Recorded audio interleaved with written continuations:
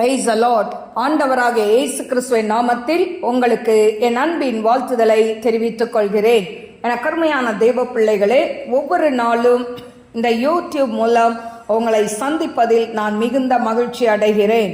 இந்த ஆடியோவை நீங்கள் கேட்டு தேவ ஆசீர்வாதத்தை பெறுவது மட்டுமன்றி, உங்களுக்கு அறிமுகமானவர்கள், உங்கள் நண்பர்கள், உங்கள் உறவினர்களுக்கும் இந்த ஆடியோவை அனுப்பி தேவனுடைய நாமத்தை மகிமைப்படுத்தும்படி உங்களை அன்புடன் கேட்டுக்கொள்கிறேன். இந்த நாளிலும் 1 சாமுவேல் 18ஆம் அதிகாரம் முதல் வசனம். அவன் சவுலோடு பேசி முடிந்த பின்பு யோனத்தானுடைய ஆத்துமா தாவீதின் ஆத்துமாவோடே ஒன்றாய் இசைந்திருந்தது. யோனத்தான் அவனை தன் உயிரை போல சிநேகித்தான். சவுல் அவனை அவன் தகப்பன் வீட்டுக்கு திரும்பி போக ஒட்டாமல் அன்று முதல் தன்னிடத்தில் வைத்து கொண்டான். யோனத்தான் தாவீதை தன் ஆத்துமாவை போல சிநேகித்ததினால் அவனும் இவனும் உடன்படிக்கை பண்ணிக்கொண்டார்கள். யோனத்தான் போர்த்து கொண்டிருந்த சால்வையை கழற்றி அதையும் தன் வஸ்திரத்தையும் தன் பட்டயத்தையும் தன் வில்லையும் தன் கச்சையையும் கூட தாவீதுக்கு கொடுத்தான். தாவீது சவுல் தன்னை அனுப்புகிற எவ்விடத்திற்கும் போய் புத்தியாய் காரியத்தை நடப்பித்ததினால் சவுல் அவனை யுத்த மனுஷரின் மேல் அதிகாரியாக்கினான். அவன் எல்லா ஜனத்தின் கண்களுக்கும் சவுலுடைய ஊழியக்காரரின் கண்களுக்கும் கூட பிரியமாய் இருந்தான். தாவீது பெலிஸ்தனை கொன்று திரும்பி வந்த பின்பு ஜனங்கள் திரும்ப வரும்போதும் ஸ்ரீகள் இஸ்ரவேலின் சகல பட்டணங்களிலும் இருந்து ஆடல் பாடலுடன் புறப்பட்டு மேளங்களோடும் கீத வாத்தியங்களோடும் சந்தோஷமாய் ராஜாவாகிய சவுலுக்கு எதிர்கொண்டு வந்தார்கள். அந்த ஸ்ரீகள் ஆடி பாடுகையில் சவுல் கொன்றது 1000, தாவீது கொன்றது 10000 என்று முறையாக பாடினார்கள். அந்த வார்த்தை சவுலுக்கு விசனமாய் இருந்தது. அவன் மிகுந்த எரிச்சல் அடைந்து, தாவீதுக்கு 10000, எனக்கோ 1000 கொடுத்தார்கள், இன்னும் ராஜாங்க மாத்திரம் அவனுக்கு குறைவாய் இருக்கிறது என்று சொல்லி அந்நாள் முதற்கொண்டு சவுல் தாவீதை மகாரமாய் பார்த்தான். மறுநாளிலே தேவனால் விடப்பட்ட பொல்லாத ஆவி சவுலின் மேல் இறங்கிற்று. அவன் வீட்டிற்குள்ளே தீர்க்க தரிசனம் சொல்லிக் கொண்டிருந்தான். அப்பொழுது தாவீது தினந்தோறும் செய்கிறபடி தன் கையினால் சுரமண்டலத்தை வாசித்து கொண்டிருந்தான். சவுலின் கையிலே ஈட்டி இருந்தது. அப்பொழுது சவுல் தாவீதை சுவரோடு சேர்த்து உருவ குத்தி போடுவேன் என்று ஈட்டியை அவன் மேல் எறிந்தான். ஆனாலும் தாவீது விலகி 2 தரம் அவனுக்கு தப்பினான். கர்த்தர் தாவீதோடு கூட இருக்கிறார் என்றும் தன்னை விட்டு விலகி போனார் என்றும் சவுல் கண்டு தாவீதுக்கு பயந்து அவனை தன்னை விட்டு அப்புறப்படுத்தி அவனை 1000 பேருக்கு அதிபதியாக வைத்தான். அப்படியே அவன் ஜனத்திற்கு முன்பாக போக்கும் வரத்துமாய் இருந்தான். தாவீது தன் செய்கைகளில் எல்லாம் புத்திமானாய் நடந்தான். கர்த்தர் அவனோடே கூட இருந்தார்.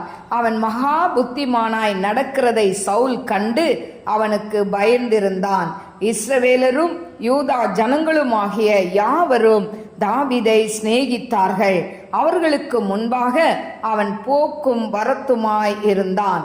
என் கை அல்ல, பெலிஸ்தரின் கையே அவன் மேல் விழட்டும் என்று சவுல் நினைத்து கொண்டு சவுல் தாவீதை நோக்கி, இதோ என் மூத்த குமார்த்தியாகிய மேராவை உனக்கு மனைவியாக கொடுப்பேன், நீ எனக்கு நல்ல சேவகனாய் மாத்திரம் இருந்து கர்த்தருடைய யுத்தங்களை நடத்து என்றான். அப்பொழுது தாவீது சவுலை பார்த்து, ராஜாவுக்கு மருமகன் ஆகிறதற்கு நான் எம்மாத்திரம், என் ஜீவன் எம்மாத்திரம், இஸ்ரவேலிலே என் தகப்பன் வம்சமும் எம்மாத்திரம் என்றான்.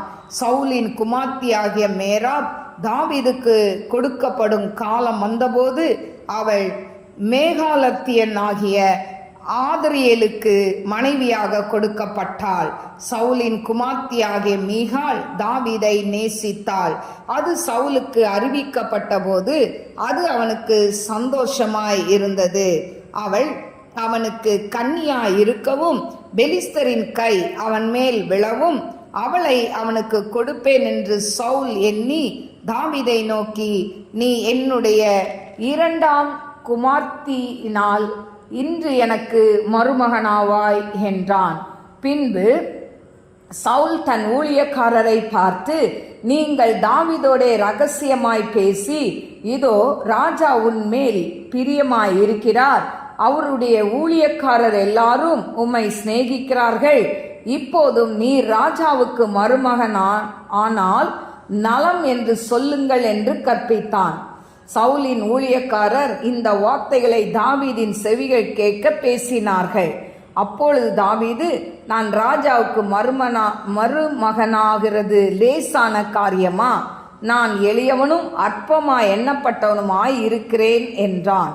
தாவீது இன்னபடி சொன்னான் என்று சவுலின் ஊழியக்காரர் அவனுக்கு அறிவித்தார்கள். அப்பொழுது சவுல் ராஜா பரிசத்தை விரும்பாமல் பெலிஸ்தரின் 100 நுனித்தோள்களினால் ராஜாவின் சத்துருக்களிடத்தில் பழிவாங்க விருப்பமாய் இருக்கிறார் என்று தாவீதுக்கு சொல்லுங்கள் என்றான். தாவீது பெலிஸ்தரின் கையினால் விழப்பண்ணுவதே சவுலுடைய எண்ணமாய் இருந்தது. அவன் ஊழியக்காரர் தாவீதுக்கு இந்த வார்த்தைகளை சொன்னபோது ராஜாவுக்கு மருமகன் ஆகிறது தாவீதுக்கு பிரியமாயிருந்தது. அதை குறித்த நாட்கள் நிறைவேறும் முன்னே தாவீது எழுந்து தன் மனுஷரை கூட்டிக் கொண்டு போய் பெலிஸ்தரின் 200 பேரை வெட்டி அவர்கள் நுனித்தோள்களை கொண்டு வந்து தான் ராஜாவுக்கு மருமகன் ஆகும்படிக்கு அவைகளை ராஜாவுக்கு எண்ணி செலுத்தினான். அப்பொழுது சவுல் தன் குமார்த்தியாகிய மீகாளை அவனுக்கு மனைவியாக கொடுத்தான். கர்த்தர் தாவீதோடு இருக்கிறார் என்று சவுல் கண்டறிந்து கொண்டான். சவுலின் குமார்த்தியாகிய மீகாளும் அவனை நேசித்தாள். ஆகையால் சவுல் இன்னும் அதிகமாய் தாவீதுக்கு பயந்து தான் உயிரோடு இருந்த நாளெல்லாம் தாவீதுக்கு சத்ருவாய் இருந்தான். பெலிஸ்தருடைய பிரபுக்கள் புறப்படுகிற போதெல்லாம் தாவீது சவுலுடைய ஊழியக்காரர் எல்லாரை பார்க்கிலும் புத்திமானாய் நடந்து கொண்டான். அவன் பேர் மிகவும் கனம் பெற்றது. கருமையான தேவ பிள்ளைகளே, இந்த நாளிலும் 1 சாமுவேல் 18ஆம் அதிகாரம் 1 முதல் 30 வசனங்களை நான் வாசித்திருக்கிறேன். கருமையான தேவ பிள்ளைகளே, இந்த 1 சாமுவேல் 18ஆம் அதிகாரத்தில் நாம் பார்ப்போம் என்று சொன்னால், முதல் 4 வசனங்களை நாம் பார்ப்போம் என்று சொன்னால், இதில் பார்த்தீங்கன்னா யோனத்தானும் தாவீதும் அவங்க எப்படி இருக்கிறாங்களா, ரொம்ப உயிர் நண்பர்களைப் போல ஒருத்தர் நேசித்தார்கள் என்று சொல்லப்பட்டிருக்கிறதை பார்க்கலாம். கருமையான தேவ பிள்ளைகளே, தகப்பன் தாவீதுக்கு எதிரியா இருக்கிறான். ஆனா அவனுடைய மகன் யோனத்தான் தாவீதுக்கு நல்ல ஒரு திக் ஃப்ரெண்டு, அதாவது உயிரை கூட கொடுக்க அதாவது முடியும்னு சொல்ற அளவுக்கு, அந்த அளவுக்கு 2 பேரும் நல்ல ஒரு ஃப்ரெண்ட்ஷிப் அவங்களுக்குள்ள இருந்தது. ஒருத்தர் அவர்கள் என்ன பண்ணாங்க, நேசித்ததை நாம் பார்க்கிறோம். கருமையான தேவ பிள்ளைகளே, அப்போ இதில் பார்த்தீங்கன்னா இந்த யோனத்தான் என்ன பண்ணுவான், தான் அப்பா என்ன பண்ணாலும் அதை என்ன பண்ணிடுவான், தன்னுடைய அதாவது ஃப்ரெண்டு தாவீதுக்கு அதை என்ன பண்ணிடுவான், சொல்லிடுவான். இப்படி இவங்க 2 பேரும் ரொம்ப ஃப்ரெண்ட்ஷிப்பாக இருந்தாங்க. கருமையான தேவ பிள்ளைகளே, அதே போல் பார்த்தீங்கன்னா இதில் அவங்க அதாவது இவங்க 2 பேரும் எப்படி ஃப்ரெண்டாக இருந்தாங்களோ அதே போல தான் ஆண்டவராக இயேசு கிறிஸ்துவும். கருமையான தேவ பிள்ளைகளே, 2000 ஆண்டுகளுக்கு முன்பாக அவர் நமக்காய் ரத்தம் சிந்தினார். ரத்தம் சிந்தி நம்மை நேசித்ததுனால தான் அவர் நமக்காய் தன்னுடைய கடைசி சொட்டு ரத்தத்தையும் கொடுத்து உங்களை மேலையும் விலைக்கிரயம் கொடுத்து இன்னைக்கு மீட்டு கொண்டார். அவர் அன்புக்கு ஈடு இணை எதுவுமே இல்லை. கருமையான தேவ பிள்ளைகளே, இப்பொழுது ஆண்டவராக இயேசு கிறிஸ்து நமக்காய் பிதாவினிடத்தில் அவர் பரிந்து பேசிக்கொண்டு இருக்கிறார். இப்படிப்பட்ட இயேசு கிறிஸ்துவின் அன்பை விட்டு நம்மை ஒருத்தரும் பிரிக்க முடியாது என்பதை நாம் பார்க்கிறோம். ரோமர் 8ஆம் அதிகாரம் ரோமர் 8:38 39 பாருங்க. மரணமானாலும் ஜீவனானாலும் தேவ தூதர்களானாலும் அதிகாரங்களானாலும் வல்லமைகளானாலும் நிகழ்காரியங்களானாலும் வரும் காரியங்களானாலும் உயர்வானாலும் தாழ்வானாலும் வேறெந்த சிருஷ்டியானாலும் நம்முடைய கர்த்தராகிய கிறிஸ்து இயேசுவில் உள்ள தேவனுடைய அன்பை விட்டு நம்மை பிரிக்க மாட்டாதென்று நிச்சயித்திருக்கிறேன். அப்போ ஆண்டவருடைய அன்பை விட்டு நம்மை ஒருவனும் பிரிக்க முடியாது. ஏன்னா ஆண்டவர் நம்மை அன்பு கூர்ந்து நமக்காய் ரத்தம் சிந்தினார் என்ற அந்த உணர்வு நமக்குள்ள இருக்கும் பொழுது ஆண்டவர் எப்படி நேசித்தாரோ அதே போல நாம என்ன பண்ணுவோம், ஆண்டவரை நேசிப்போம். அதான் பவுல் சொல்றாரு, அப்போஸ்தலர் 8:36 அவர் சொல்றாரு, கிறிஸ்துவின் அன்பை விட்டு நம்மை பிரிப்பவன் யார்? உபத்திரமோ, வியாகுலமோ, துன்பமோ, பசியோ, நிர்வாணமோ, நாசமோசமோ, பட்டயமோ, இவை எல்லாவற்றிலேயும் நாம் நம்மில் அன்பு கூறுகிறவராலே முற்றிலும் ஜெயம் கொள்கிறவர்களாய் இருக்கிறோமே. எனக்கு அருமையான தெய்வ பிள்ளைகளை, அப்போ இந்த உலகத்தில் நமக்கு உபத்திரம், அதாவது வியாகுலம், அதாவது துன்பம், பசி, பட்டினி, நிர்வாணம் எது வந்தாலும் ஆண்டவருடைய அன்பை என்ன பண்ண முடியாது, பிரிக்க முடியாது. ஏன்னு சொன்னால் அவர் நமக்காய் ரத்தம் சிந்தினார் என்று சொல்லி நாம் நினைக்கும் பொழுது நிச்சயமாய் நம்மளால் என்ன பண்ண முடியாது, அதாவது அவருக்கு நன்றி சொல்லாமல் இருக்க முடியாது. அவர் அன்பை விட்டு நாம் தூரமாய் போக முடியாது. ஹல்லேலூயா. எனக்கு அருமையான தெய்வ பிள்ளைகளே, இப்போ இந்த தாவீதை யோனத்தான் அதிகமாய் நேசித்தான். ஆனாலும் இந்த தாவீதை இந்த சவுல் ஏன் பகைத்தான் அப்படின்னு சொன்னா, இந்த 1 சாமுவேல் 18:7 அந்த ஸ்ரீகள் ஆடி பாடுகையில் சவுல் கொன்றது 1000, தாவீது கொன்றது 10000. அப்போ சவுல் 1000 தான் கொன்றான், தாவீது 10000 பேரை கொன்னுட்டான் அப்படின்னு அந்த பெலிஸ்தனை கோலியாத்தை முறியடிச்ச உடனே அவங்க சந்தோஷத்துல ஆடி பாடுறாங்க அந்த இஸ்ரவேல் மக்கள், பெண்கள். அப்போ இப்படி ஆடி பாடினது அந்த சவுலுக்கு விசனமா இருந்தது. என்ன, இவனை இப்படி ரொம்ப புகழ்றாங்க பாருங்க. இப்போ அவன் ஒரு ராஜா, ஆனா அந்த ராஜாவுடைய குடிமக்கள் யாரை புகழணும், தன் ராஜாவை தான் புகழணும். ஆனா ராஜா கண்ணெதிரியே ஒரு அரக்கனை வீழ்த்திய தாவீதை புகழ்ந்த உடனே எல்லாருக்கும் அந்த சவுலுக்கு ரொம்ப கோபம் வருது.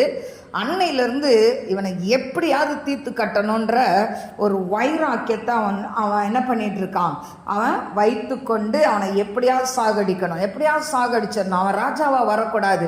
இப்படியே அவன் நினைச்சு பாருங்க, அவன் அரண்மனையில் இருக்கும் பொழுது அவன் கையில் ஈட்டி வைத்திருக்கான்.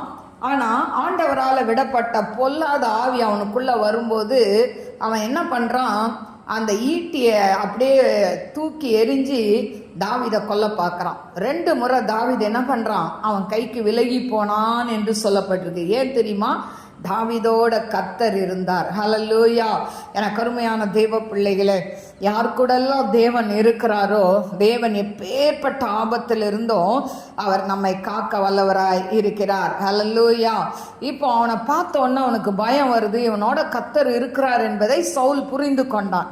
அதனால அவனை கொஞ்சம் தூரமாக வைக்கணும்னு சொல்லி இவனை ஃபுல்லாக யுத்தத்தில் அனுப்பிக்கிட்டே இருக்கிறான். நீ இதை மாதிரி நீ என் கூட இருந்து யுத்தத்தை நடப்பி அப்படின்னு சொல்லி அவனை யுத்தத்துக்கு அவனை வழி நடத்தி கொண்டு இருக்கிறதை பார்க்கிறோம். எனக்கு அருமையான தெய்வ பிள்ளைகளே, இப்படி இருக்கும் பொழுது இந்த பெலிஸ்தரால் இவன் எப்படியாவது செத்துறணும், நம்மளால சாகடிக்க முடியல, சண்டையிலையாவது சாகணும்னு சொல்லி அப்போ சொல்கிறான், நீ எனக்கு யுத்தங்களையெல்லாம் நடத்தி கொடு, நான் என்ன பண்ணுறேன், என் மகளை திருமணம் செய்கிறேன், உனக்கு செய்து கொடுக்குறேன் அப்படின்னு சொல்கிறான். அதாவது பெரிய மகள் மேராப். இந்த மேராபை திருமணம் செய்கிறேன்னு சொல்லிட்டு கடைசியில் இந்த தாவீதை ஏமாற்றி அவளை மேகோலாத்தியனாகிய ஆத்ரியேல் என்கிற ஒரு மகனுக்கு கல்யாணம் பண்ணி கொடுத்துட்றான். அப்போ இவன் ஏமாற்றப்படுகிறான். ஆனாலும் தாவீது அதை ஒரு பொருட்டாக நினைக்கல. அடுத்தது மீகாள், 2வது மகன் மீகாள். இந்த மீகாள் தாவீதை நேசிக்கிறா அப்படின்றது சவுலுக்கு தெரிய வந்தோடனே ரொம்ப சந்தோஷப்படுறான். எப்படியாவது திரும்ப பெலிஸ்தர் கையில் இவனை விட்டு இவனை சாகடிக்கணும்னு நினச்சிட்டு அவன் சொல்கிறான், ஃபஸ்ட்டு பிள்ளைய தான் நான் கொடுக்கல, ஆனால் என் 2வது மகள் வந்து உன்னை நேசிக்கிறான், அதனால மீகாலை திருமணம் செய்து வைக்கிறேன்னு சொல்லிட்டோன்னு தாவீது சொல்கிறான், நான் வந்து உங்களுக்கு மருமகன் ஆகிறதுக்கு நான் ஒன்றுமே வந்து தகுதியே இல்லை அப்படின்னு தன்னை தாழ்த்துக்கிறான். ஆனால் இந்த சூழ்நிலையில் அவன் எப்படியாவது இந்த தாவீதை சாகடிக்கணும்னு சொல்லி ஒரு தந்திரம் போடுறான், ஜனங்கள்கிட்ட அந்த ரகசியத்தை சொல்கிறான். இவங்க போய் தாவீது காதுபட பேசுகிறாங்க. என்ன பேசுகிறாங்க அப்படின்னு சொன்னால் பார்த்தீங்கன்னா 25ஆம் வசனத்தில், அப்பொழுது சவுல் ராஜா பரிசத்தை விரும்பாமல் பெலிஸ்தரின் 100 நுனித்தோள்களினால் ராஜாவின் சத்துருக்களிடத்தில் பழி வாங்க விரும்பி இருக்கிறார். அப்போ தாவீதுகிட்ட வந்து சொல்கிறாங்க, நீ வந்து ராஜாவுடைய மகளை திருமணம் செய்யணும்னா ஒரு பெலிஸ்தருடைய 100 நுனித்தோல் வேணும். ஏன்னா அவர் பரிசத்தெல்லாம் விரும்பலை, ஆனால் சத்துருக்கள் இடத்துல பழி வாங்கணும்னு விரும்புகிறாரு, அதனால் 100 நுனித்தோல் வேணும் அப்படின்னு சொல்லி கேட்ட உடனே இவனுக்கு அதாவது சவுலுக்கு மருமகன் ஆகிறது ரொம்ப அவனுக்கு தாவீதுக்கு விருப்பமாக இருந்ததுனால அவன் என்ன பண்ணுறான், கூட இருந்த ஜனங்களையும் கூட்டிகிட்டு போய் அதை கொடுக்க வேண்டிய நாட்களுக்கு, அந்த குறித்த நாட்களுக்கு முன்னே அவன் என்ன பண்ணுறான், அவன் கூட இருந்தவங்களாம் கூட்டு போய் 200 பேரை வெட்டி கொன்று அவங்க நுனித்தோலை கொண்டு வந்து எண்ணி கொடுக்குறான். பாருங்க, அவன் 100 தான் கேட்டான். இவன் அதாவது ராஜாவுக்கு மருமகனாக போகிறோன்னு ஒரு சந்தோஷம், மீகால் தன்னை நேசிக்கிறதுனால நேசித்த மகளை அடைய போகிற சந்தோஷம், 100ன்னு சொன்னால் 200 பேரை வெட்டி கொண்டுட்டான். பாருங்க, 200 பெலிஸ்தரை வெட்டி கொண்டு அந்த நுனித்தோலை கொண்டு வந்து கொடுக்குறான். வேற வழி இல்லாமல் சவுல் என்ன பண்ணிட்டான், மீகாலை திருமணம் செய்து வைத்தான். எனக்கு அருமையான தெய்வ பிள்ளைகளே, இப்படி மீகாலும் அவனை அதிகமாய் நேசிக்கிறதை நாம் பார்க்கிறோம். ஆனாலும் இந்த மீகாலும் அந்த தாவீதை ரொம்ப நேசிக்கிறதுனால இந்த சவுலுக்கு இன்னும் இவனை எப்படிரா தீர்த்து கட்டுறது அப்படின்னு சொல்லி இவன் யோசிக்கிறான். ஆனால் தாவீது கர்த்தருக்கு பயந்து இருந்ததுனால அவன் நாளுக்கு நாள் அவன் என்ன பண்ணுறான், அவன் உயர்ந்து கொண்டே போகிறான், புத்திமானாய் அவன் நடந்து கொள்கிறான். அதுவும் அல்ல, அவன் பேர் மிகவும் கனம் பெற்றதாய் மாறுகிறது. அவனை எல்லாரும் வாழ்த்த ஆரம்பிச்சிட்டாங்க. எனக்கு அருமையான தெய்வ பிள்ளைகளே, அப்போ பாருங்க, ஒருத்தனை அழிக்கணும்னு நினச்சா ஆண்டவருடைய சித்தம் இல்லாமல் என்ன பண்ண முடியாது, அவனுடைய தலை முடிய கூட அசைக்க முடியாது. அல்லேலூயா. சவுல் எவ்வளோ ட்ரை பண்ணுறான். பாருங்க, மீராவை கல்யாணம் பண்ணி வைக்கிறேன், அதாவது மேராவை கல்யாணம் பண்ணி வைக்கிறேன்றான், ஏமாத்துறான். திரும்ப என்ன பண்ணுறான், மீகாலை கல்யாணம் பண்ணி வைக்கிறேன், பெலிஸ்தரில் 100 நுனித்தோலை கொண்டு வா. அப்போ அவங்க கூட சண்டை போடும்போது இவனை என்ன பண்ணிடலாம், இறந்து போயிடலாமே அப்படின்லாம் யோசிக்கிறான். ஆனால் அவன் என்ன சதி திட்டம் போட்டு அவனை கொல்லணும்னு நினச்சாலும் கர்த்தர் தாவீதோடு கூட இருந்தபடியினால் கர்த்தர் தாவீதை எல்லா தீங்குக்கும் அவனை விலக்கி அவனை உயர்த்துகிறதை பார்க்கிறோம், அவன் பெயரை கனப்படுத்துகிறதை பார்க்கிறோம். கருமையான தெய்வ பிள்ளைகளே, இதை கேட்டுக்கொண்டிருக்கிற அன்பு சகோதர சகோதரிகளே, உங்கள் வாழ்க்கையில் சத்துரு பல விதத்தில் போராடலாம். ஆனாலும் எவ்வளோ சத்துருக்களை உங்களை அழிக்கணும்னு நினச்சாலும், உங்களுக்கு விரோதமாய் மாந்திரிகம் பண்ணி உன் குடும்பத்தை தீர்த்து கட்டணும்னு நினச்சாலும், நீ கர்த்தரோடு இருக்கும் பொழுது, அவரோடு நேரங்களை செலவிடும் போது ஆண்டவர் அவர் உங்களோடு கூட இருப்பார். அல்லேலூயா. அவர் நம்மோடு கூட இருப்பார். அவர் நமக்காய் யுத்தம் செய்கிறவராய், நமக்காய் வழக்காடுகிறவராய் இருக்கிறார். அதனால் சோர்ந்து போகாதீங்க, பிரச்சனையை பார்க்காதீங்க. பிரச்சனைக்கு மேலே ஒருத்தர் இருக்கிறாரு, அவர் தான் ஆண்டவராகிய இயேசு கிறிஸ்து. அவரை நோக்கிய முகங்கள் வெட்கப்பட்டு போவதில்லை, அவரை நோக்கிய முகங்கள் பிரகாசம் அடைந்தனன்னு சொல்லப்பட்டிருக்கு. அப்போ நீங்கள் அவரை நோக்கி பார்த்தா உங்கள் முகம் ஒரு நாள் வெட்கப்படாது. ஸோ அதனால தாவீது ஆண்டவரே நோக்கி பார்த்ததுனால தான் சவுல் எத்தனையோ காரியங்களில் அவனை அழிக்கணும்னு நினச்சாலும் அவனை அழிக்க முடியாதபடி தேவன் பாதுகாத்தார். இன்னைக்கும் தாவீது கொடுத்த அந்த ஆசீர்வாதத்தை தேவன் உங்களுக்கு தருவார். கண்களை மூடி நாம் செபிப்போம். ஸ்தோத்திரிக்கிறேன் ஆண்டவரே, மகா பரிசுத்தமுள்ள நல்ல தகப்பனே, மக்கள் ஸ்தோத்திரிக்கிறப்பா. எதிரிகளுக்கு முன்பாக ஆண்டவரே தாவீதை தப்புவித்த தேவன் ஆண்டவரே, அப்பா மக்கள் ஸ்தோத்திரிக்கிற. உன் வீட்டாரே உனக்கு சத்ரு என்று சொன்னது போல அப்பா ஆண்டவரே, மீகாலுடைய தகப்பன் சவுல் ஆண்டவரே மாமனாரா மாறணுன்ற அந்த சூழ்நிலையில அப்பா இவனை எப்படியாவது கொல்லணும்னு நினைக்கிறானேப்பா. ஆனாலும் அவன் போட்ட சதி திட்டங்களை எல்லாம் நீர் தகர்த்து போட்டு தாவீதை உயர்த்தினீங்களே ஆண்டவரே, மாக்கு ஸ்தோத்திரிக்கிற. இதை கேட்கிற பிள்ளைகளுடைய வாழ்க்கையில கூட இப்படிப்பட்ட சதி காரியங்கள் நடக்கும் என்று சொன்னால் என் தேவன் அந்த சதி திட்டங்களை நீர் தவிடுபடியாய் மாற்றி போடுவீராகப்பா. உங்க பிள்ளைகளுடைய பெயரை பெருமைப்படுத்துங்கப்பா. யாரெல்லாம் உமக்கு உண்மையாய் ஜீவிக்கிறார்களோ, உமக்கென்று உண்மையாய் வாழ்கிறார்களோ, அவர்களுடைய இக்கட்டான சூழ்நிலையில நீங்க அவங்களுக்கு இறங்கி உதவி செய்யுங்கப்பா. தாவீதை உயர்த்தின தேவன் ஆண்டவரே, இன்றைக்கு தாவீதை போல எல்லாராலும் புறக்கணிக்கப்பட்டு ஆண்டவரே துரத்தப்பட்டு தகப்பனே ஆண்டவரே எப்படியாவது ஆண்டவரே சாகடிக்கணும்னு சொல்லி ஆண்டவரே நினைக்கிற சத்துருக்களுக்கு முன்னால உம்முடைய பிள்ளைகளுக்கு ஒரு பந்தி ஏற்படுத்துங்கப்பா. அவங்க தலை எண்ணெயால் அபிஷேகம் பண்ணுங்க டாடி. ஆண்டவரே அவங்க பாத்திரம் நிரம்பி வழியட்டும். ஆண்டவரே அவங்கள பிளஸ் பண்ணுங்கப்பா. பொருளாதாரத்தில் பிள்ளைங்க ஆசீர்வதிக்கப்படட்டும், ஆவிக்குரிய வாழ்க்கையில் ஆசீர்வதிக்கப்படட்டும். அப்பா தகப்பனே, இந்த மாதம் முழுவதும் பிள்ளைகளுடைய பொருளாதார தேவைகளை சந்திங்கப்பா. ஆண்டவரே வீண் விரயம், பண விரயம், மருத்துவ செலவுகள் குடும்பத்தில் வரக்கூடாதப்பா. பிள்ளைகளை இரத்த கோட்டைக்குள்ளாய் மறைத்து கொள்ளுங்கப்பா. படிக்கிற பிள்ளைகளுக்கு நல்ல ஞானத்தை கொடுங்கப்பா. ஆண்டவரே காலேஜில் எந்த காலேஜ் சேரணும், எந்த குரூப் எடுக்கணும், என்ன படிக்கணும் தடுமாறி கொண்டு இருக்கிற ஒவ்வொரு பிள்ளைகளுக்கு ஆண்டவரை நீங்க சரியான வழியை காட்டுங்கப்பா. நேர் வழியா அவங்கள நடத்துங்கப்பா. நாம மகிமைப்படட்டும் அப்பா. ஃபீஸ் கட்டுறதுக்கு வேண்டிய தேவைகள் எல்லாம் சந்திக்கப்படட்டும். அவை அந்த கரத்துல தாழ்த்தி ஒப்பு கொடுக்கிற நீரை பொறுப்பெடுத்து வழி நடத்தும். இயேசுவின் நாமத்தில் கேட்கிறேன் பிதாவே, ஆமென். God bless you. God bless you.